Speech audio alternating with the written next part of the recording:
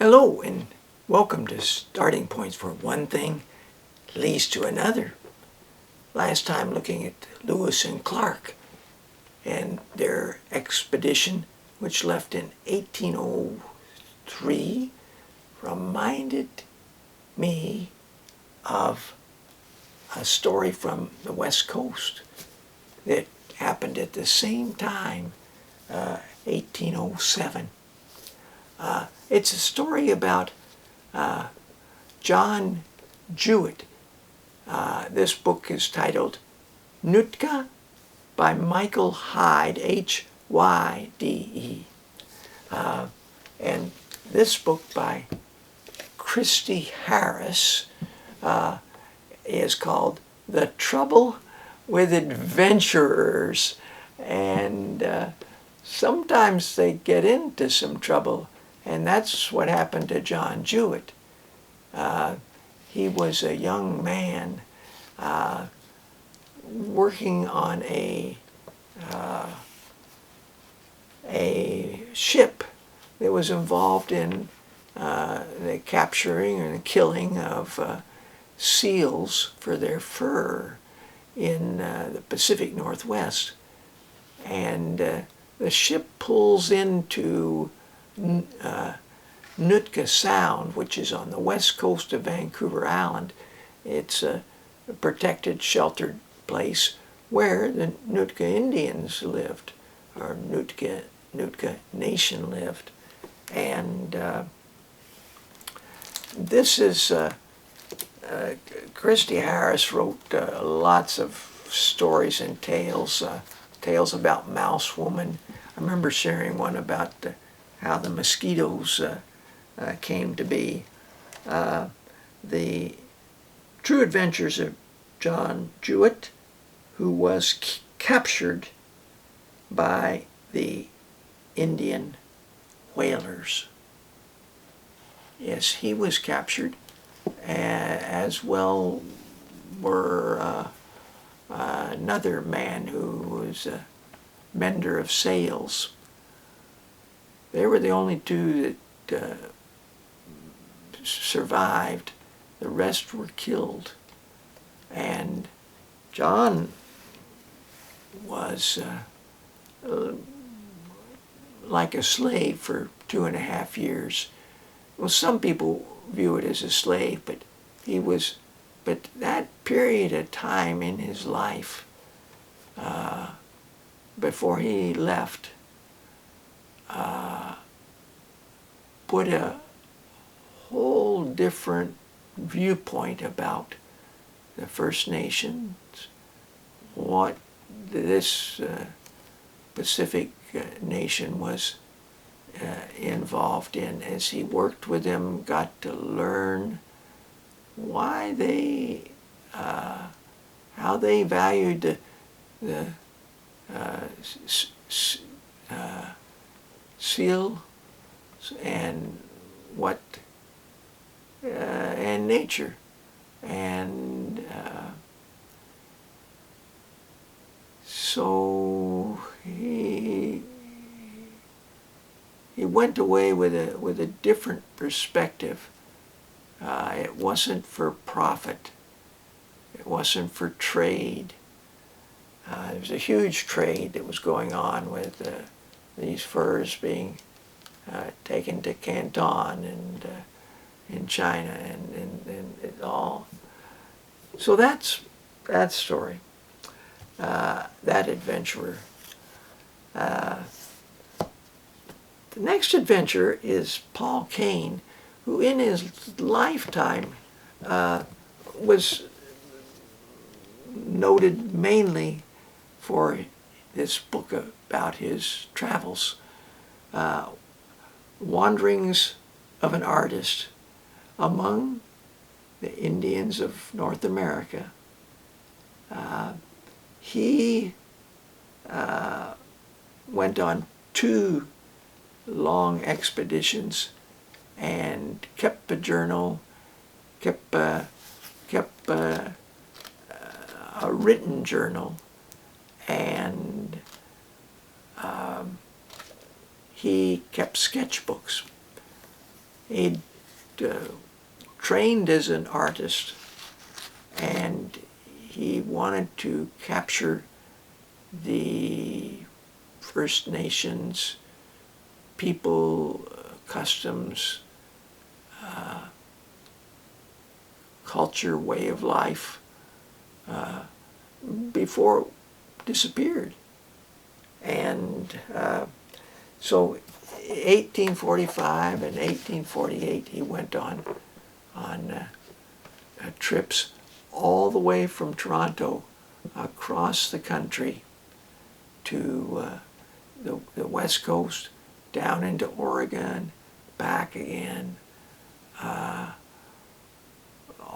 Always greeted well. It was like magic that he could put down on paper what he saw. It was.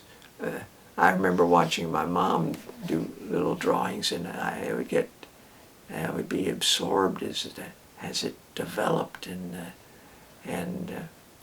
they thought he was magical, and his artwork is magical. Here he didn't do finished paintings. In most cases, he did sketches and faces. Sometimes he'd have a little time to do watercolor and some finishing details, but his book is a blend of this sort of thing. Sometimes it's just a 2-page spread of pencil drawing, a great rendering of the trees and the shelters and rocks, and so I first learned about him through a friend who told me about this book, Wanderings of an Artist, 50 years ago, and then I saw a film by the National Film Board called Paul Kane Goes West, and I was thinking about him with all this, with explorers and the amount of travel and adventuring that he did, with a mission to somehow or another capture on paint for future people's sense of wonderment. Well, the film board film just was amazing, and I thought maybe it's on YouTube. I checked YouTube. They only had a series of things about Paul Kane, and I started to see a couple of them. I said, no, this is not what I'm looking for. What about, I bet you it might be on National Film Board of Canada website. So I tried that. And films, clicked on films. There they are, all listed alphabetically. Paul Kane Goes West. There it is. I clicked on that. I can watch it for free. I could buy it if I wanted, but no, just watch it for free.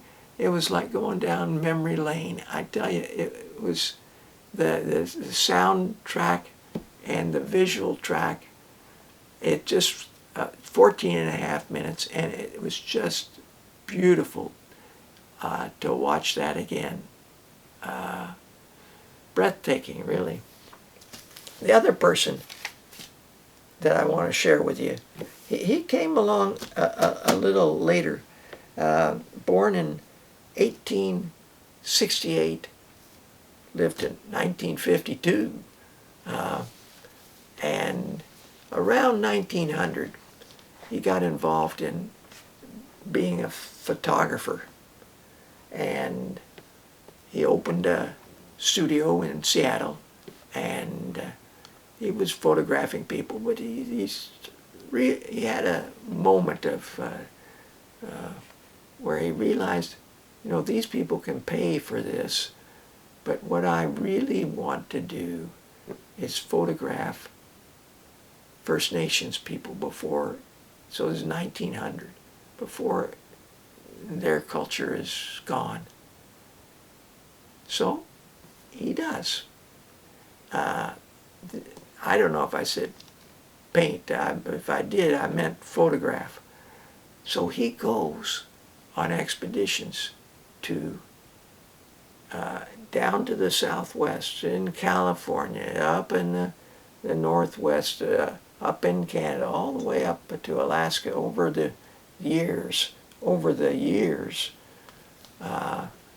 And with his photographs, his initial photographs, he finds support from J.P. Morgan and in New York.